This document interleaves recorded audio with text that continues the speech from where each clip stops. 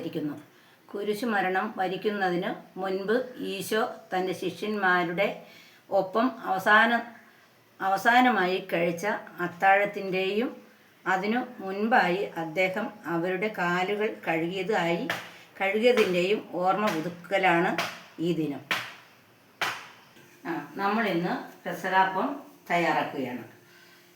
അതിന് വേണ്ടുന്ന ചേരുവകൾ: അരിപ്പൊടി എടുത്തു, പിന്നെ നമ്മൾ അതിലേക്ക് കുറച്ച് ജീരകവും അരച്ചത് ചേർക്കുന്നു. അത് കഴിഞ്ഞ് ജീരകം അരച്ച് ചേർത്ത് കഴിഞ്ഞ് നമ്മൾ ഉഴുന്ന് വറുത്ത് പൊടിച്ച് ചേർക്കുന്നു. നന്നായി വറുത്ത് പൊടിച്ച് അത് ചേർത്ത് നമ്മളിത് കുഴയ്ക്കുന്നു. കുഴച്ച് പാകത്തിന് ഉപ്പും ചേർത്ത് നമ്മളിത് കുഴയ്ക്കുന്നു. ഇത് കുഴച്ച് കഴിയുമ്പോൾ നമ്മൾ ഗ്യാസ് കത്തിക്കുന്നു. പെസഹാപ്പം ഉണ്ടാക്കാനായിട്ട് ഗ്യാസ് കത്തിക്കണം. ഇതിൽ പാത്രം വയ്ക്കുന്നു.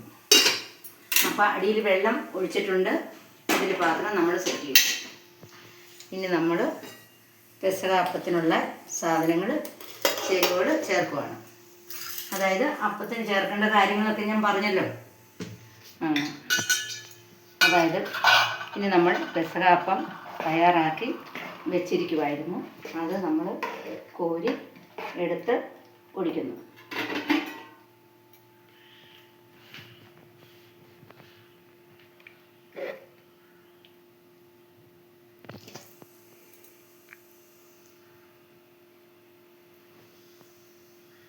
നമ്മളിത് അടുപ്പത്ത് വയ്ക്കണം.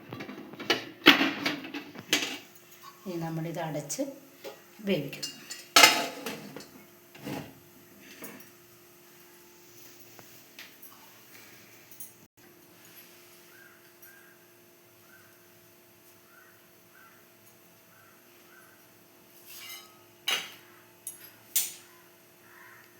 അപ്പോൾ നമ്മൾ പെസഹാപ്പം വേവിക്കാൻ വെച്ചിരിക്കുകയാണ്. ഇനി ഇത് വേകണമെങ്കിൽ 15 മിനിറ്റ് വേണ്ടി വരും. എനിക്ക് കൊണ്ടുവന്നിട്ട് പറഞ്ഞാൽ മതി.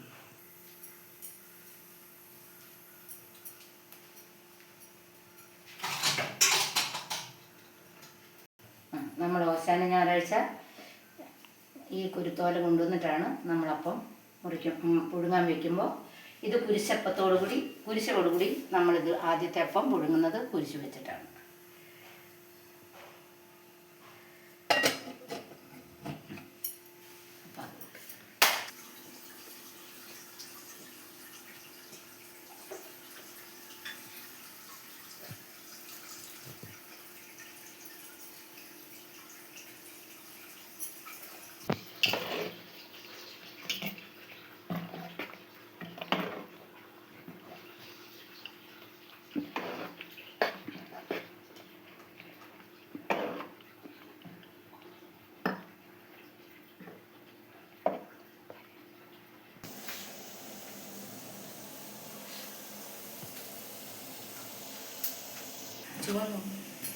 നമ്മുടെ പെസഹാപ്പം ഇവിടെ റെഡി ആയിട്ടുണ്ട്.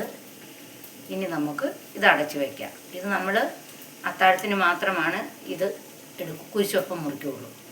അപ്പം നമ്മുടെ റെഡി ആയിട്ടുണ്ട്. അത്രയും പോരെ.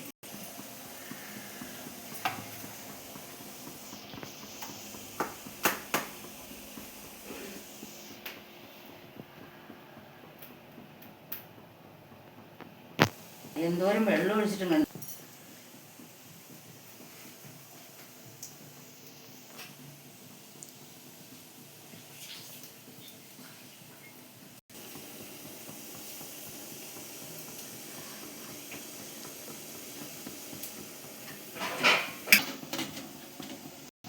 നമ്മുടെ അപ്പം ഇവിടെ റെഡി ആയിട്ടുണ്ട്. നമ്മളിത് ചെയ്തെടുക്കാൻ പോകുന്നു.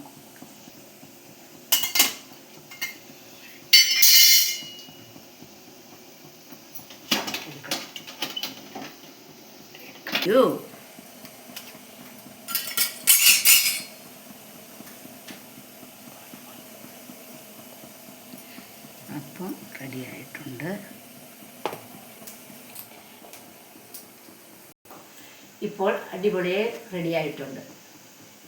കുരിശപ്പം റെഡി ആയിട്ടുണ്ട്. ഇനി നമുക്ക് അടുത്ത അപ്പം വയ്ക്കാൻ നോക്കാം.